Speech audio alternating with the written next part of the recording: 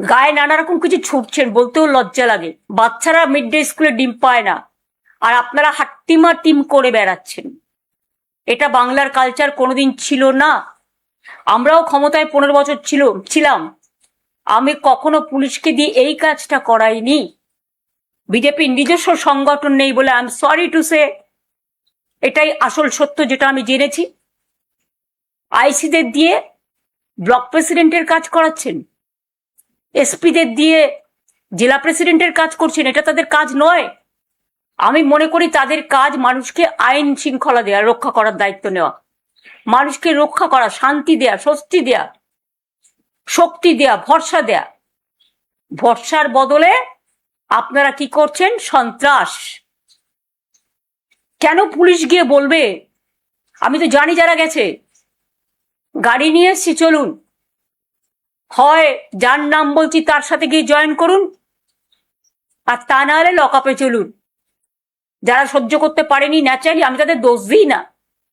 তাদের সম্পত্তি আছে, তাদের পরিবার আছে, তাদের সম্পদ আছে, তাদের লাগেজ আছে, তাদের ব্যাগেজ আছে, তাদের নানা রকম ব্যাপার আছে। নিশ্চয়ই যার যার পরিবার ভালো থাকুক, এটা আমি চাই। কিন্তু আপনারা মনে রাখবেন, আমাদেরও পরিবার আছে। তৃণমূল কংগ্রেস পরিবারটা বৃহত্তর পরিবার, মামাটি মানুষের পরিবার। তাদের ছেড়ে আপনাদের মতো আমি মাথা নত করবো না, আমার দলও করবে না। এটা মাথায় রেখে কাজ করবেন। আর বিজেপি পার্টিকেও বলি, আরই লুট করে এতগুলো সিট পাওয়ার পরেও আপনারা এত সন্ত্রাস করছেন, কবে সন্ত্রাস বন্ধ হবে? নির্বাচনী আনন্দ তো 2 মাস হয়ে গেছে। এতদিন ধরে তো উৎসব চলে না, অন্য উৎসব করতে দেন না, অন্য কাউকে রেড রোডে প্রোগ্রাম করতে দেন না, অন্য কাউকে, এই তো রাম মন্দির কত টাকা দিয়ে মানুষ বানালেন, কত সোনা, কত রূপো, কত দান, কত ধ্যান, আর আজকে राम का नाम आपने बदनाम कर दिया। हिंदुत्व का नाम पे खेला और हिंदुइज्म को आपने फिनिश किया।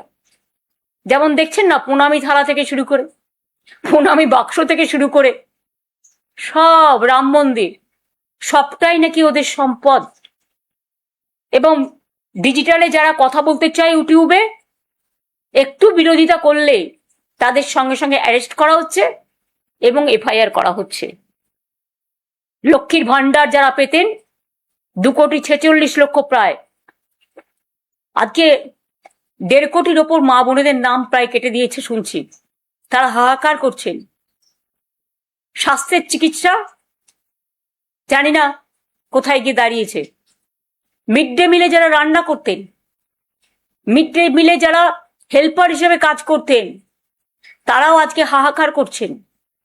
কাজ দেওয়ার ক্ষমতা নেই, কিল মারার গোসাই। লক্ষ লক্ষ মানুষের জীবন জীবিকা আপনারা কেড়ে নিয়েছেন। এমনকি বকটুয়ের একটা পরিবার আমার কাছে এসেছিল, যাদের 4 বছর আগে আমি চাকরি করে দিয়েছিলাম, পার্মানেন্ট চাকরি, সে চাকরি পর্যন্ত আপনারা কেড়ে নিয়েছেন।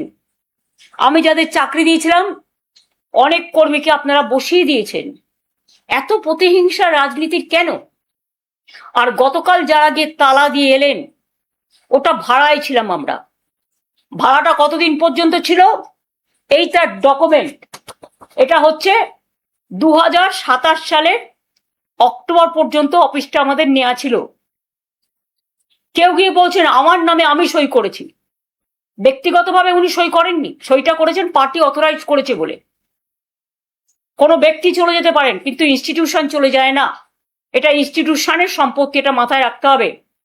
আমি যেমন কারো ব্যক্তি সম্পত্তিকে দখল করতে পারি না, কারণ এটা তার ব্যক্তি সম্পত্তি নয়, এটা তার প্রতিষ্ঠানগত, তেমনি আমাদের সম্পত্তিও, মামাটি মানুষের সম্পত্তিও কেউ জোর করে দখল করতে পারে না। আর যারা বলে বেড়াচ্ছেন টাকা পাননি, তারা দেখুন তো এই চেকগুলো প্রতি মাসে মাসে কারা দিয়েছে। আমরা যদি না দিয়ে থাকি তাহলে আমাদের কাছে এত ডকুমেন্ট কোত্থেকে এলো? দেখুন দেখুন দেখুন, মেনটেনেন্স করি আমরা, প্রতি মাসে 1 লাখ টাকা করে ভাড়া দিয়ে আমরা চেকে